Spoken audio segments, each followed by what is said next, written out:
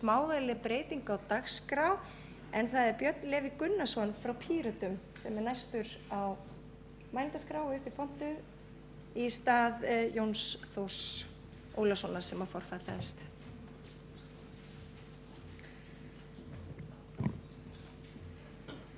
Forseti og borgarstjóri, fundargestir og allir þeir titlar sem að mögulega það eru svo margir hérna, en gaman að sjá ykkur. Píratar, grunnstef Pírata efling og verndun borgarréttinda. Og þar á meðal sjálfsákvörðunarrétturinn mjög mikilvægur.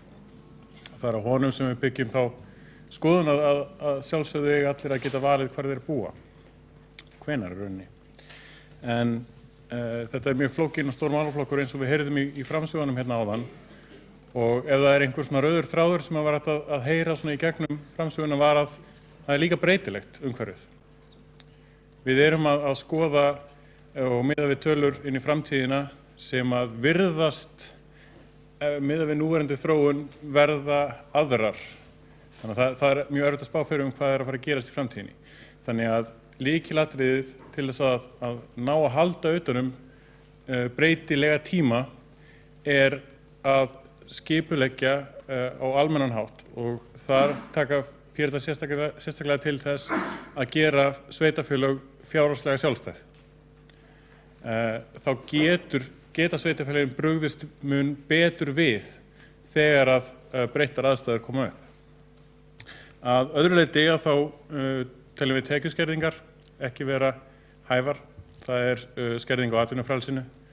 Þannig að það eitthvað sem maður þarf að líta í og vinna á. Og almennt verðum við að horfa dálítið í einmitt eins og var í framsögu erindi Stefáns með hafi verið að það sem hann var að tala breytilega aldursskiptingu þjóðarinnar.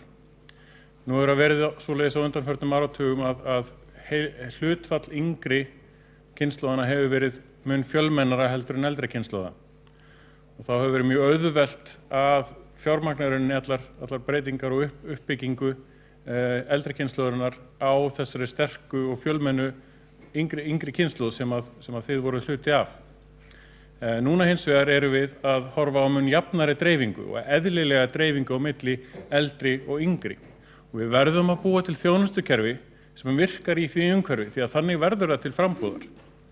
Við erum í réttri hlutfallslegu dreifingu á milli yngri og eldri, yngri sem að borga inn í lífeyrissjóðina og fyrir sjálfa sig og til uppbyggingar þeirra þjónustu sem þarf fyrir eldri borgara og að sjálfsögðu sjálf sig í framtíðinni.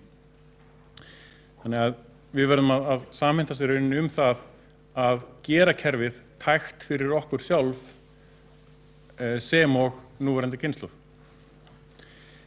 Þegar að samningar lífeyrissjóði voru gerðir 1969 þá var talað að ríkið bæri ábyrgð á svokölluðu lágmarkstryggingu.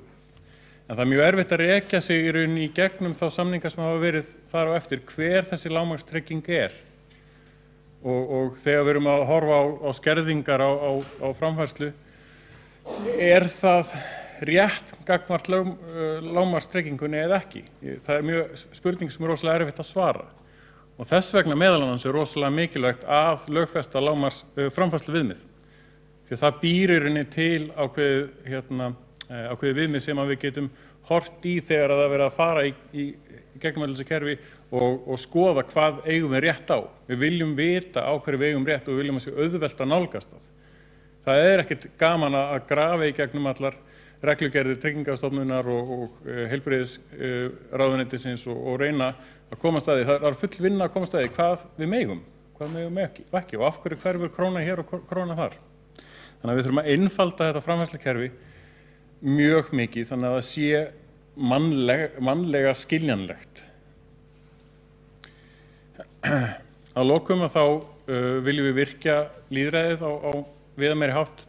Það að segja til dæmis í lífeyrissjóðum, það sem að stjórna lífeyrissjóða og við sem eigendur þar í rauninni, peningurinn sem þar eitthvað sem við borgum þar inn og við eigum hluta af lífeyrissjóðanum, þá eigum við að fá að velja stjórn og hafa meir stjórn lífeyrissjóðana að segja.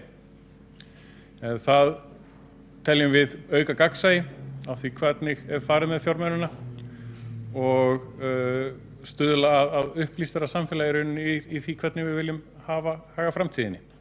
Takk fyrir. Já.